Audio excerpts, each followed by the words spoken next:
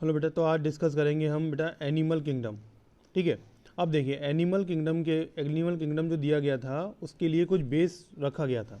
ठीक है। और वो बेस से हमारे 6 बेसिक पॉइंट थे जिन पर एनिमल किंगडम को क्लासिफाइड किया गया। ठीक है। पूरा सीक्वेंस में सबसे पहले मतलब प्रोटोजोआ को रखा गया, उसके बाद फिर हमारा पॉलीफेरा आया। ठीक है। इस तरीके से ये सीक्वेंस जो होता था थोड़ा सा कॉम्प्लिकेटेड होता गया। उनका जो बॉडी स्ट्रक्चर जैसे जैसे डेवलप होता गया वैसे वैसे उनको हमने क्लासिफाइड करते गए उनको। ठीक है। छोटे से बड़े ग्रुप की तरफ। ठीक है। तो सबसे पहले उसमें पॉइंट था हमारा अरेंजमेंट ऑफ सेल। ठीक है। उनके अंदर सेल का अरेंजमेंट किस तरीके का है, उनकी बॉडी सिमेट्री क्या है। ठीक है। जो सीलोम है उसका नेचर कैसा है, डाइजेशन का पैटर्न क्या है, सर्कुलेटरी सिस्टम क्या है और रिप्रोडक्टिव सिस्टम कैसा है। ठीक है। अगर वो सेक्सुअल हैं, असेक्सुअल हैं या वेजिटेटिव हैं, किस तरीके से रिप्रोडक्शन करते हैं। ठीक है। या एक्सटर्नल फर्टिलाइजेशन होता है या इंटरनल फर्टिलाइजेशन होता है। तो ये सारी चीज़ें जो थी क्लासिफिकेशन के लिए काफ़ी हेल्पफुल रही और इसी के बिहाफ पर एनिमल किंगडम को क्लासिफाइड किया गया। ठीक है। अब देखिए जो हमारा फर्स्ट आता है वो आता है लेवल ऑफ ऑर्गेनाइजेशन। तो लेवल ऑफ ऑर्गेनाइजेशन में फर्स्ट होता है सेल्यूलर लेवल ऑर्गेनाइजेशन। मींस जिसमें बॉडी क्या हो, पूरी सेल से बनी हुई हो। ठीक है। Loose cell aggregates. ठीक है। वो एग्जाम्पल क्या है इसका, स्पंजिस। और अगर हम बात करें अगर हम फाइलम की, तो यहाँ फाइलम क्या हो जाएगा, पॉलीफेरा। ठीक है। पॉलीफेरा के अंदर जो लेवल ऑफ ऑर्गेनाइजेशन होता है वो किस टाइप का होता है, सेल्यूलर लेवल का। अगर हम बात करें टिश्यू लेवल ऑर्गेनाइजेशन, तो बेटा ये हमें देखने को मिलता है सीलेंट्रेट से। ठीक है। अब बात करें ऑर्गन लेवल का, तो प्लेटीहेल्मिन्थीस से लेके कॉर्डेटा तक। ठीक है। हमें क्या मिलता है, हमें ऑर्गन सिस्टम लेवल का ऑर्गेनाइजेशन देखने को हमें मिल जाता है। ठीक है। Organ system means well developed, जिनके अंदर ऑर्गन होते हैं। पर्टिकुलर फंक्शन करने के लिए क्या होगा, एक पर्टिकुलर ऑर्गन होगा। ठीक है। एक्सक्रीशन के लिए ऑर्गन होगा, रिप्रोडक्शन के लिए ऑर्गन होगा, इसमें रेस्पिरेशन के लिए ऑर्गन होगा। तो ये सारा ठीक है, ये क्या होता है, थोड़ा सा एडवांस हो जाता है। ठीक है। नेक्स्ट पॉइंट आता है इसमें बॉडी सिमेट्री। अब देखिए 3 टाइप की बॉडी सिमेट्री देखने को मिलती है।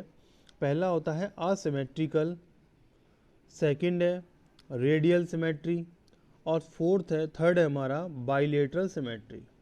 अब देखिए एसिमेट्री क्या होता है, body can not be divided into 2 equal half. जिस जिस एनिमल की बॉडी 2 इक्वल हाफ में डिवाइड नहीं होती। ठीक है। ये तो देखो हमारा हाफ हो गया। अब इसको इस तरीके से करते हैं, इस तरीके से। ठीक है। या देखिए अब हमें ये एनिमल है, अब हम इसको 2 इक्वल पार्ट में डिवाइड नहीं कर सकते। ठीक है। या हम पॉलीफेरा ले लेते हैं, स्पंज जो होते हैं, स्पंज को भी हम क्या कर सकते हैं, 2 पार्ट में हम डिवाइड नहीं कर सकते। ठीक है। अब देखिए ये एक पॉलीफेरा का स्ट्रक्चर है। ठीक है। तो हम इसको अगर डिवाइड करना चाहें 2 पार्ट में, तो बेटा इसको इक्वली हम 2 पार्ट में डिवाइड इसको नहीं कर पाएंगे। ठीक है। तो इसमें क्या मिलती है, हमें असिमेट्रिकल सिमेट्री देखने को मिलती है। अब बात करते हैं रेडियल सिमेट्री। इसमें क्या होता है, body divides the organism into 2 identical half through any plane. ठीक है। अब सपोज करो ये रेडियल सिमेट्री जो होती है, इसमें क्या होता है, ये कोई भी एनिमल होगा तो इसमें जो एनिमल की बॉडी जो डिवाइड होती है वो किस टाइप में होती है, 2 इक्वल हाफ में। मीन्स रेडियस से अगर उसको हम डिवाइड करते हैं तो उसके क्या होंगे, 2 इक्वल हाफ हमें देखने को मिलते हैं। ये हमें मिलती है सीलेंट्रेट में। अब बात करें सीलेंट्रेट के अलावा किस में देखने को मिलती है, तो एक फाइलम और होता है जिसका नाम होता है एकाइनोडर्मेटा। ठीक है। याद रखना एकाइनोडर्मेटा में भी हमें रेडियल सिमेट्री देखने को मिल जाती है। अब बात करते हैं बाइलेटरल सिमेट्री। इसमें क्या होता है, body can be divided into identical left and right half in only one plane. अगर हम केवल एक प्लेन से, ठीक है, अगर हम इस तरीके से बॉडी को डिवाइड करते हैं तो वो क्या होता है कि इक्वल हाफ में क्या होती है, वो डिवाइड हो जाती है। ठीक है। लेफ्ट और राइट पोर्शन में। ठीक है। तो बेटा इस तरीके से जब भी डिवाइड होता है तो उसको क्या बोला जाता है, बाइलेटरल सिमेट्री बोला जाता है। और ये मिलती है हमें केवल किस में, कोऑर्डिनेट्स में देखने को मिलती है। ठीक है। अब देखिए थर्ड आता है एम्ब्रियोनिक लेयर। ठीक है, अब देखिए ये भी क्या था, क्लासिफिकेशन का बेस था एम्ब्रियोनिक लेयर। फर्स्ट है इसमें डिप्लोब्लास्टिक एनिमल एंड सेकंड है ट्रिप्लोब्लास्टिक एनिमल्स। डिप्लोब्लास्टिक में क्या होता है, इसमें two embryonic layer means ectoderm and endoderm हमें देखने को मिलती हैं। जैसे एनिमल का जब डेवलपमेंट होता है एम्ब्रियो के अंदर, तो बेटा एम्ब्रियो में दो लेयर बनती हैं। बाहर वाली जो लेयर होगी उसको बोला जाता है एक्टोडर्म, उसको बोला जाता है एक्टोडर्म, और जो अंदर वाली लेयर होती है उसको बोला जाता है एंडोडर्म। ठीक है, जिस एनिमल में हमें ये दो लेयर देखने को मिलती हैं उसको बोला जाता है डिप्लोब्लास्टिक एनिमल्स। और इसका एग्जांपल क्या है, सीलेंट्रेट्स। ठीक है, फाइलम हो गया। अगर बात करें एग्जांपल की, इसका फाइलम में एग्जांपल क्या होता है, हाइड्रा। ठीक है, तो बेटा हाइड्रा इसका एग्जांपल हो गया डिप्लोब्लास्टिक एनिमल्स का। अगर हम बात करें ट्रिप्लोब्लास्टिक की, तो ट्रिप्लोब्लास्टिक में क्या होता है, हमें 3 लेयर देखने को मिलती हैं।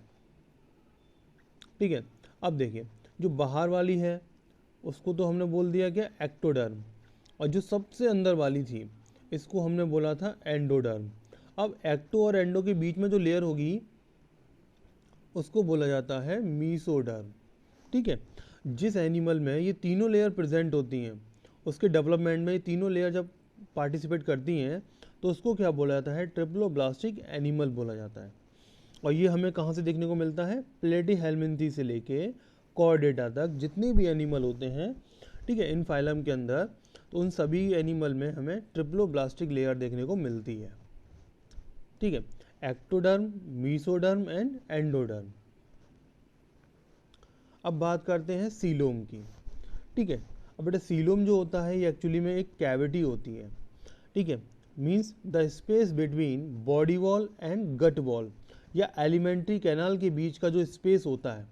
ठीक है, बॉडी वॉल हो गया और एलिमेंट्री कैनाल या गट वॉल के बीच का जो स्पेस होता है उसको क्या बोला जाता है, सीलोम बोलते हैं। अब देखिए जिस एनिमल में सीलोम प्रेजेंट होता है मीन्स उसको क्या बोला जाता है, सीलोमेट बोलते हैं।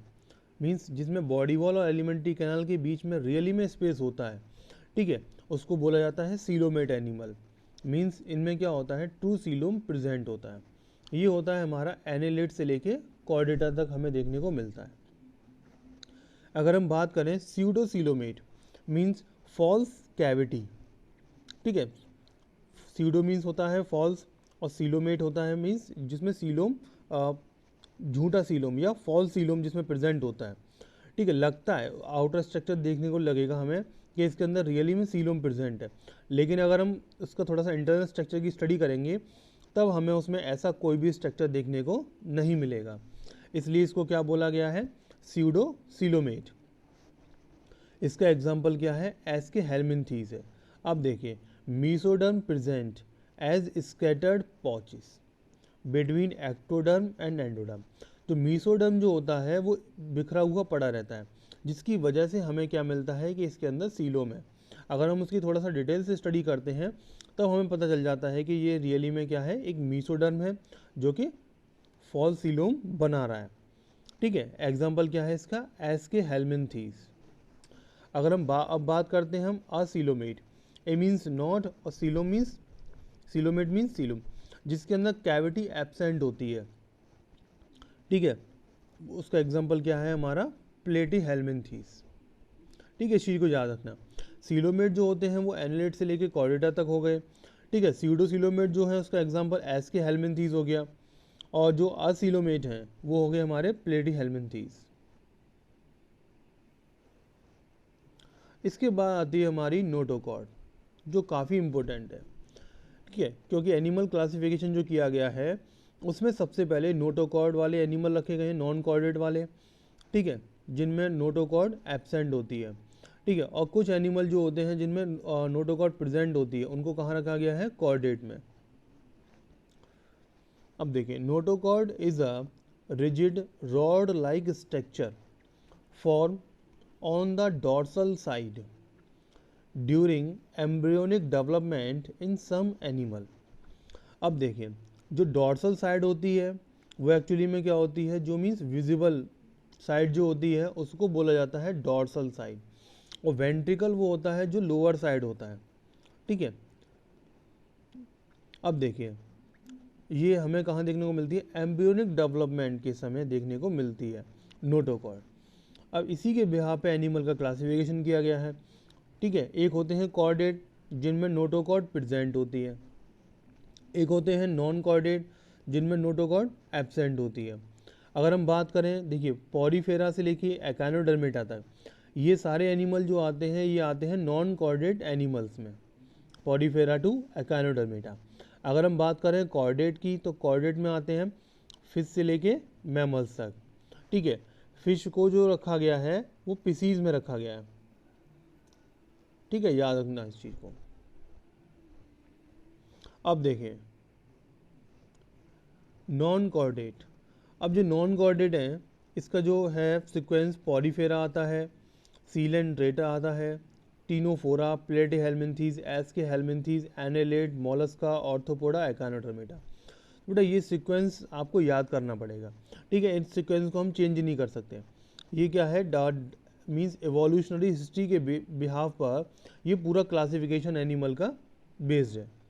ठीक है, अगर हम बोले इसका मतलब मीन्स जो शॉर्ट ट्रिक है, ठीक है, याद करने का, तो वो मैं नेक्स्ट क्लास में आपको बता दूंगा।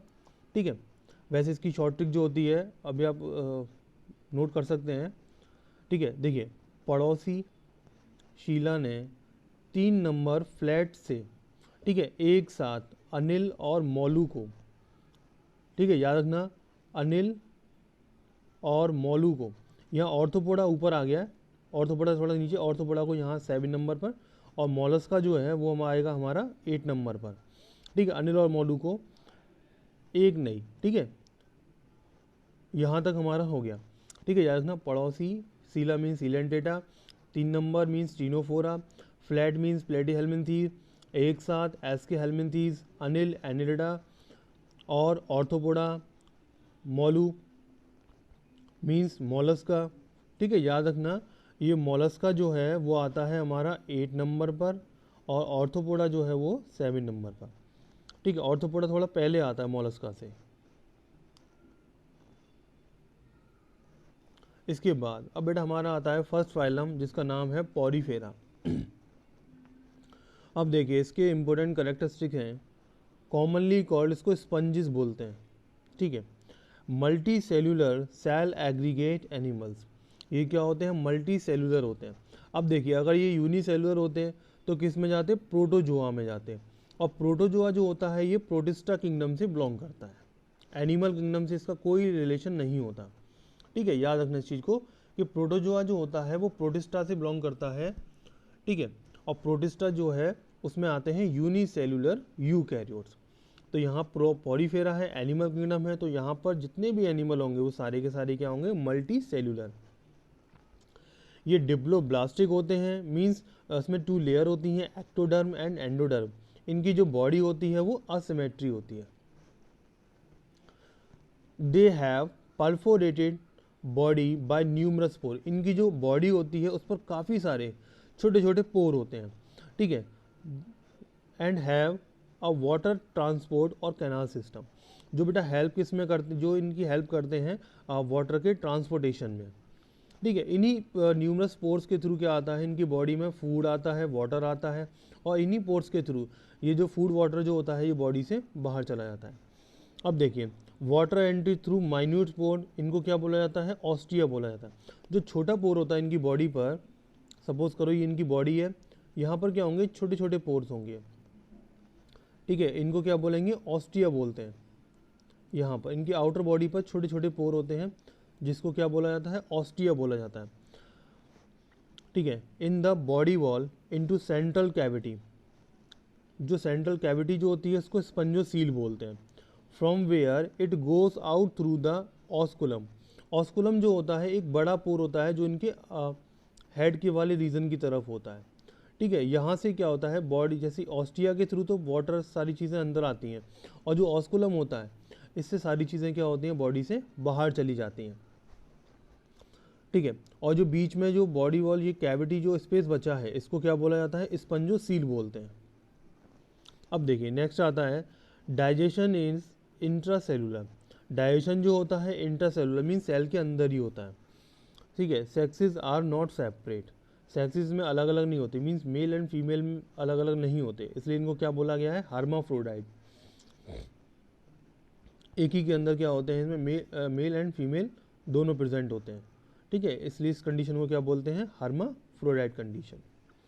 नेक्स्ट है स्केलेटन कंसिस्ट ऑफ स्पीक्यूज और स्पॉन्जिन फाइबर। जो इनका स्केलेटन होता है इस पर क्या होते हैं, छोटे छोटे स्पीक्यूज मीन्स जो छोटे छोटे कांटे जो होते हैं, ठीक है, उस टाइप का स्ट्रक्चर होता है, इसको क्या बोलते हैं हम, स्पॉन्जिन फाइबर बोलते हैं। Asexual reproduction by fragmentation, sexual reproduction by formation of gametes. अब सेक्सुअल रिप्रोडक्शन जो होगा वो गैमेट फॉर्मेशन की वजह से होता है। Gamete formation means male and female gamete जब फ्यूज़ करते हैं, ठीक है। फर्टिलाइजेशन जो होगा इसमें इंटरनल होता है। एंड डेवलपमेंट हमें क्या मिलता है, इनडायरेक्ट देखने को मिलता है। इनडायरेक्ट का मतलब होता है कि इसमें जैसे ही फर्टिलाइजेशन होगा तो वहाँ पर हमें क्या मिलता है, लार्वा स्टेज देखने को मिलेगी। लार्वा स्टेज से ही फिर ये एडल्ट में चेंज होगा, ठीक है। तो याद रखना इसमें क्या मिलता है, हमें इनडायरेक्ट डेवलपमेंट देखने को मिलेगा। इसका एग्जाम्पल हो गया साइकॉन, स्पॉन्जिला, ल्यूकोसोलीनिया, ठीक है, इसी को याद, एग्जाम्पल साइकॉन, स्पॉन्जिला एंड ल्यूकोसोलीनिया। इसके बाद आता है हमारा फाइलम निडेरिया या सीलेंट्रेट्स। अब देखिए निडेरिया या सीलेंट्रेट में क्या होता है, ये एक्वेटिक होते हैं, मोस्टली मैराइन, सेसाइल और फ्री स्विमिंग। सेसाइल का मतलब होता है कि एक ही जगह से जुड़े, एक ही जगह पर ये जुड़ जाते हैं या किसी सबस्ट्रेट से जुड़ जाएंगे और वहीं पर ही अपना डेवलपमेंट पूरा करेंगे, अपनी साइकिल को पूरी करेंगे। या क्या होते हैं, ये फ्री स्विमिंग या फ्री मूवेबल होते हैं पानी के अंदर। ये भी क्या होते हैं, डिप्लोब्लास्टिक होते हैं, लेकिन इनके अंदर क्या मिलती है, रेडियल सिमेट्री देखने को मिलती है, ठीक है। अब यहाँ से क्या होता है कि टिश्यू लेवल का ऑर्गेनाइजेशन यहाँ हमें देखने को मिलता है। फर्स्ट टाइम टिश्यू लेवल जो देखने को मिलता है वो हमें मिलता है किसमें, सीलेंट्रेट में देखने को। इसके बाद आता है Cnidaria is derive from the cnidoblast और cnidocyte which contain nematocyst on tentacles and the body. अब देखिए इनकी बॉडी पर ये सारी जो दिखाई दे रहे हैं आपको, ये सारी चीज़ें क्या हैं, ये टेंटाकल्स हैं, ठीक है, ठीक है, जिसके थ्रू क्या करते हैं, ये मीन्स मूव जो करते हैं, फ्री स्विमिंग जो करते हैं वो इन्हीं टेंटाकल्स के थ्रू क्या करते हैं, मूव करते हैं। और इसमें जो मोस्ट इंपॉर्टेंट है कि वो क्या है, निडोब्लास्ट सेल। निडोब्लास्ट सेल जो होती हैं वो केवल यहीं देखने को मिलती हैं, ठीक है। Hydra live in solitary while coral lives in colonies. अब देखिए हाइड्रा जो होता है ये केवल अकेले रहता है, लेकिन जो कोरल्स बनाते हैं, ठीक है। अब देखिए सीलेंट्रेट के एनिमल जो होते हैं वो कोरल्स बनाते हैं। कोरल्स जो होते हैं ये कॉलोनीज़ में रहते हैं, ठीक है। कोरल जो होता है एक वाइट कलर की एक रेत होती है, ठीक है, जो हमें गुजरात में एक जगह पड़ती है कच्छ, ठीक है, वहाँ पर क्या है, सफ़ेद रेत की चादर पूरा बिछा हुआ है, ठीक है। वो क्या होता है एक्चुअली में, एक इसी कोरल, इसी मीन्स सीलेंट्रेट एनिमल का आउटर कवर होता है, ठीक है। और सबसे बड़ा कोरल हमें देखने को मिलता है वो हमें ऑस्ट्रेलिया में देखने को मिलता है। They have a central gastrovascular cavity with a single opening, जिसको क्या बोला जाता है, हाइपोस्टोम बोलते हैं, ठीक है। डाइजेशन जो होता है इसमें एक्स्ट्रा सेलुलर और इंटरसेलुलर दोनों टाइप का देखने को मिलता है, ठीक है। अब देखिए cnidarian exhibit two basic body form called polyp and medusa. इसमें क्या होता है, हमें दो फॉर्म देखने को मिलती हैं, एक पॉलिप और दूसरी मेड्यूसा। अब देखिए पॉलिप जो होती है ये सैसाइल होती है एंड सिलेंड्रिकल फॉर्म होती है, जो हमें देखने को मिलती है हाइड्रा में एंड एडम्सिया में। जो मेड्यूसा होती है ये होती है umbrella shaped and free swimming. अब देखिए पॉलिप जो थे ये सैसाइल थे, लेकिन जो मेड्यूसा है ये क्या होते हैं, फ्री स्विमिंग होते हैं। ये हमें ऑरेलिया और जेलीफिश देखने को मिलती है। अब देखिए इसके एग्जांपल हैं हमारे सीलेंट्रेट के hydrilla, Obelia, Aurelia and Physalia, ठीक है। ये मेड्यूसा फॉर्म हो गई हमारी, ये पॉलिप फॉर्म हो गई। ये मीन सेसाइल होते हैं, ये हमारे फ्री स्विमिंग वाले होते हैं।